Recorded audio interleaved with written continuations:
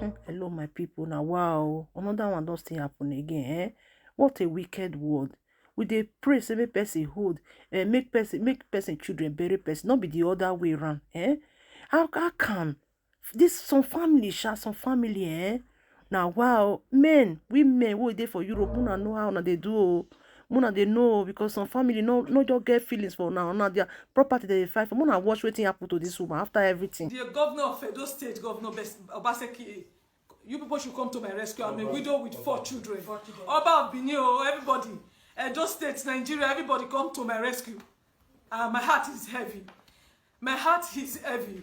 I'm a widow with 4 children. My husband died my husband was sick in Europe. They diagnosed him of cancer, and he was brought to Nigeria to find other means of treating him. They brought him to Nigeria. When they came to they brought him to Nigeria, his family, I never knew they had some conspiracy. I never knew they had other plans of killing him. So when they brought him to Nigeria, me and the auntie and some of the relatives, we went to the airport to receive him. We took him to Lutz, Lagos University Teaching Hospital. There in Lutz, we spent about 5 days there. Because the auntie and the mom and the relative, they saw their evil conspiracy, they could not achieve it there. They now discharged him from Lutz. They took him to Bagada General Hospital because of the auntie's connection there. Because the auntie have a little connection in Bagada General Hospital. So in Bagada General Hospital, we took a private ward where the family was coming to different kind of manipulation. The mother will come with different kind of medicine, water, spiritual medicine, and be putting on his body in the hospital. There are other clips I can even show to back up these clips that will back up this the nonsense, the manipulation in the hospital. In the hospital then, I was not begging them that please, this woman, they brought him from one of the best hospitals in Europe, that they asked him, they discharged him, that we should go take him to Nigeria to spend the remaining days with his family. That they should please release him, discharge him, let us take him to Benin to look for other means of treating him. The family were not fighting me. They were, in fact, every day in the hospital, it was fight here and there, every day in the hospital.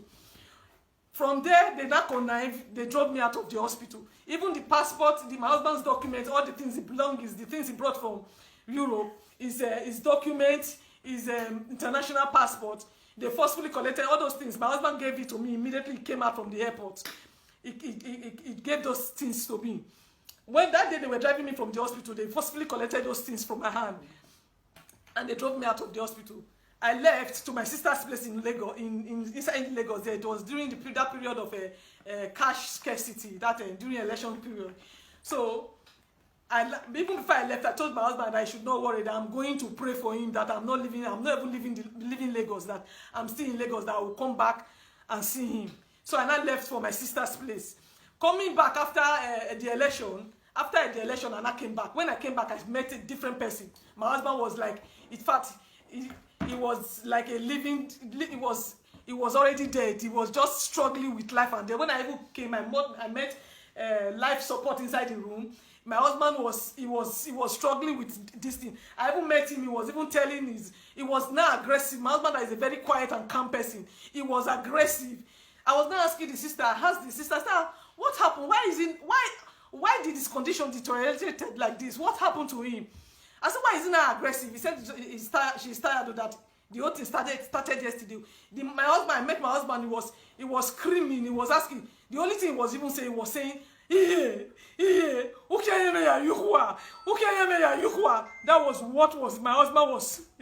that was what my husband was saying. As he was saying it to the mother. Even when they dropped me out of the hospital, the mother that was pretending that she was sick, the mother came to the hospital to say, have you seen where a sick person will come to the hospital to be nursing a sick person, taking care of a sick person? When they dropped me out of the hospital, because since my presence there, they could not achieve what they wanted to do. That was why, with the help of the auntie and the auntie's husband, one Mr. Chima, the auntie's husband, one Mr. Chima Wangogo, was the one that even stood his ground that I must leave the hospital. So, God, I'm tired. So when they drove me out of the hospital, when I now came back, As I asked my husband, I asked the sister, I said, what is the condition? What happened? Why is this condition deteriorated to this extent? She now said she's tired, but she don't know what happened though. That since yesterday, the condition just started, was not aggressive, was just picking on anybody. Anybody that talked to him was not picking on anybody. It was grooming in pain and everything. So the mother, it was when I came that I even learned that the mother was not staying. Immediately I left the hospital, the mother came to be staying with them inside the hospital so that she can be able to carry out her evil manipulation. The evil things that they were doing that they could not do when I was there, they started doing it. So that day as I was there, my husband was still grooming in pain. I was not helping. I tried to carry him up. The auntie said I should leave it, I should not. I said, how dare you tell me my husband is grooming in pain? You are telling him I should not touch him. He said, there, the mother started shouting, that I have come again, oh, that I have come again, oh, that the auntie now went outside to call the securities and the nurses that they should come, oh, that there is a mad person here. So when they came, the mother fought me, tore my clothes, pinched my neck. They now drove me out of the hospital. That same day again that I came back to come and stay with my husband in the hospital. They drove me out of the hospital and I left. So when I left, because when I was even coming to Lagos to receive him, I came with my children. For like more than 1 month before that time, my children were out of school.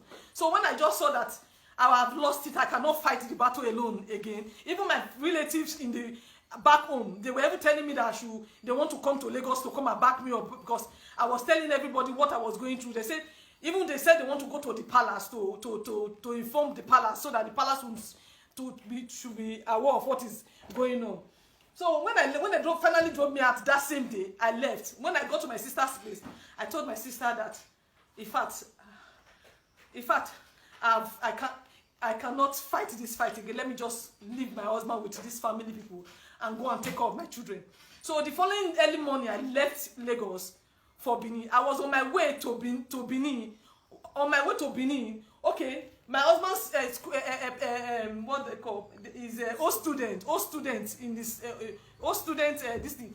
They came together. They said they want to send some delegates to come and see him because the old student they came at the time they not said they want to come into it so that they can take him from that, because the hospital they later took him to is a general hospital.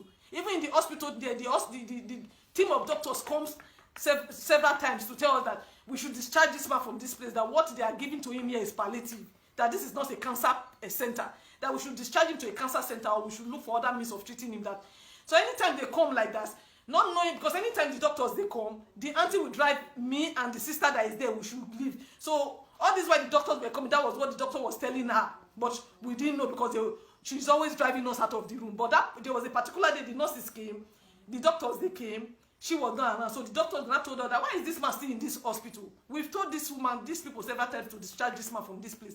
Why are you people still keeping this man here? So when she came, we passed the message. She was not angry that why a doctor come and pass us message to patient and the relatives. So another time again, the team of doctors that came again. This time they met all of us inside the room. As they wanted to talk, the auntie now told the doctor that the doctor should wait, that we should excuse them before they start talking. The doctor now said, we cannot, because we came before and we met this lady.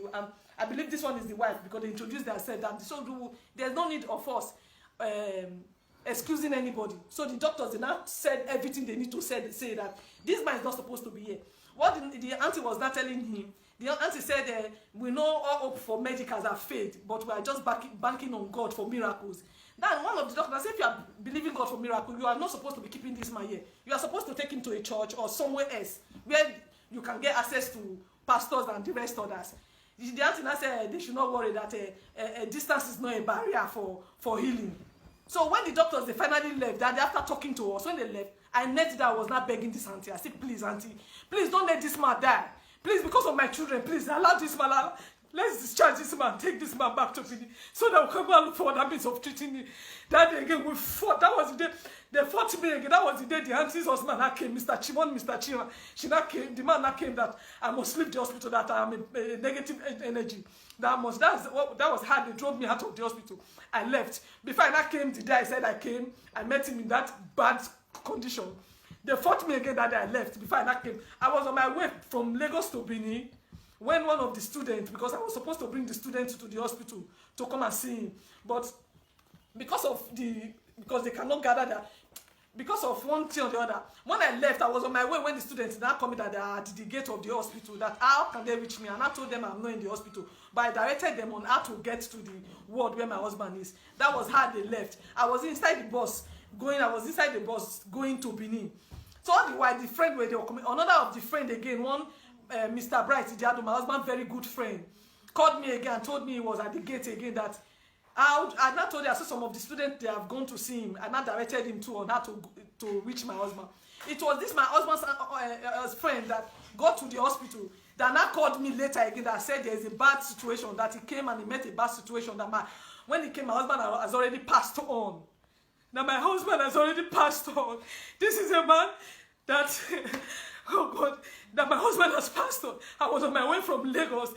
In fact, Nigeria, good people of Benin, the palace of you people should come to my head. Come and fight this fight for me. Because as I'm speaking now, after 2 weeks of my husband passing, nobody communicated to me. Nobody spoke to me. No member of the family spoke to me. Neither did they speak to my children to tell us my husband has passed on. It was my husband's friend that told me that day that my husband has passed on. Nobody talked to me. After 2 weeks, so they printed a poster that they want to do my husband's burial. My husband, this is my husband's maternal family that are doing this rubbish now. They printed my husband's a poster planning to do my husband's burial. Unknown to me, they didn't even pass the message that my husband has passed on.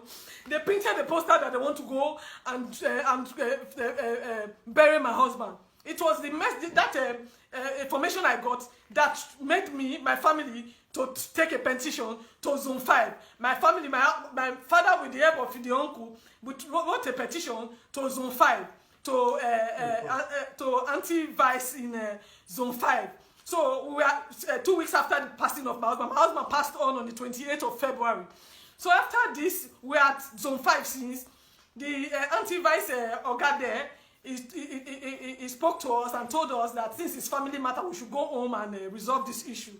That was how we came home, and we talked. The paternal family, they said my husband, before this time, his late father, they've not buried him, that we must go and bury the late father before we will talk about his burial.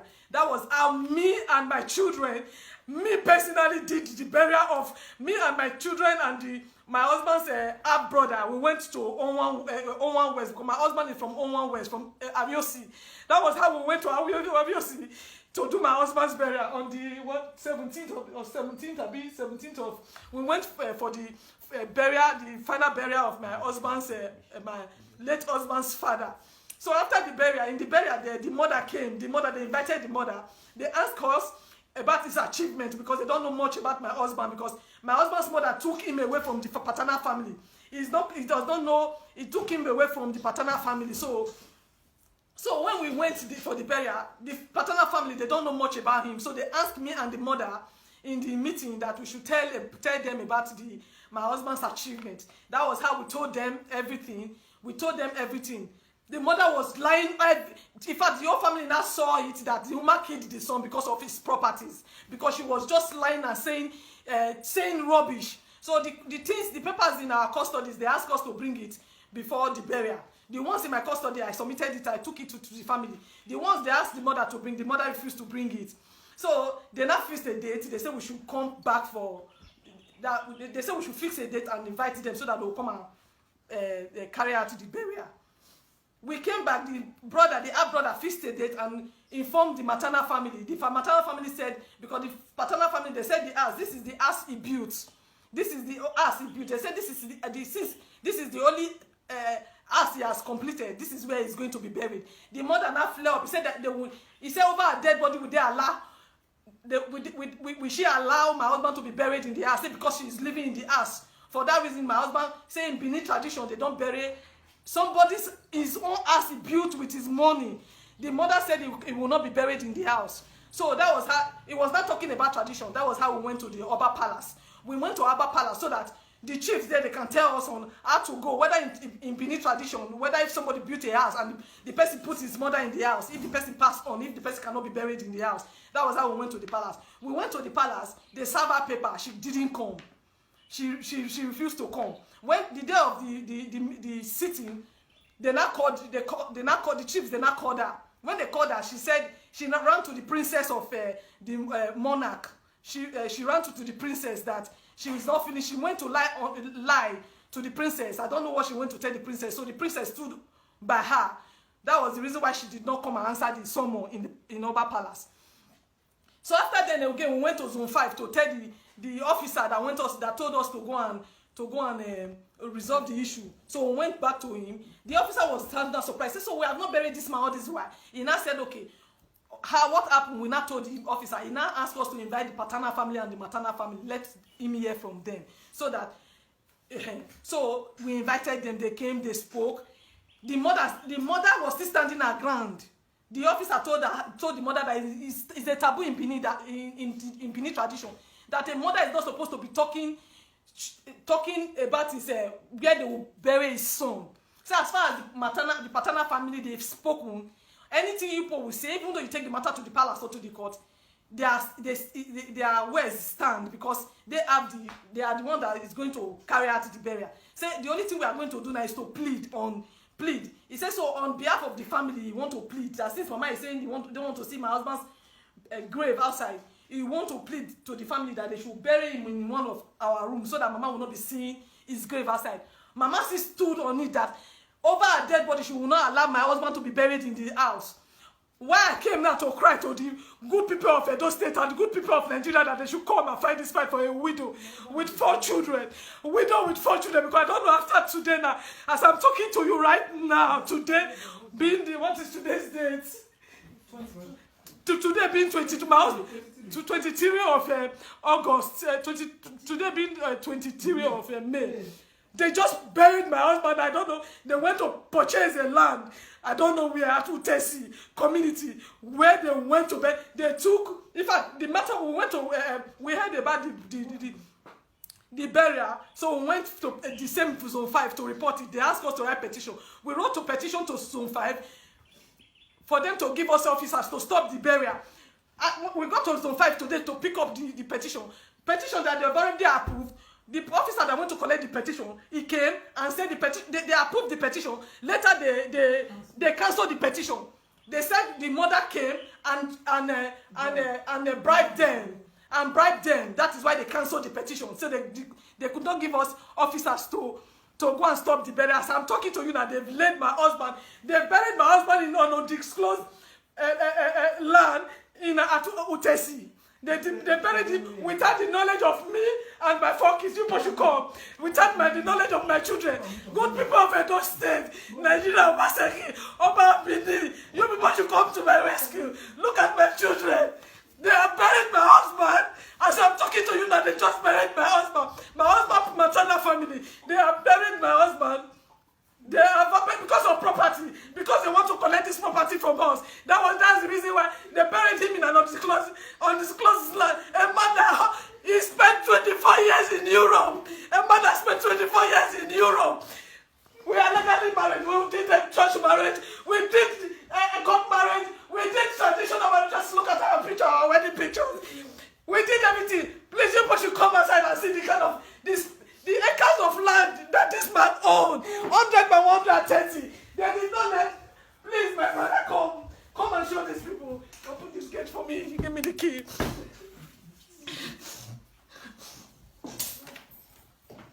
This is my husband's compound.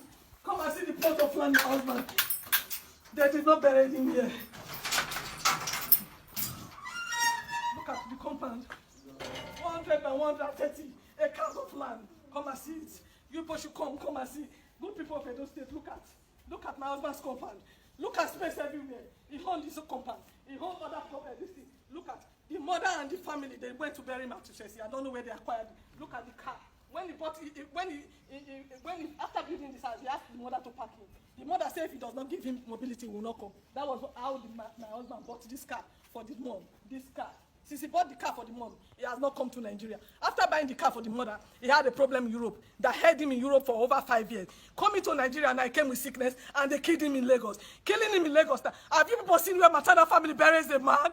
They bury me with legal. Look at the last picture we took before he left Nigeria. Look at it. The last picture we took together as a family before my husband left Nigeria left Nigeria. Look at my last baby. It was 7 months when my husband left. Come and see the child now. This child is going to 6 years now. The child is 6 years now. This child does not know the father. Nigeria, Edo State. Oh, God, look at this.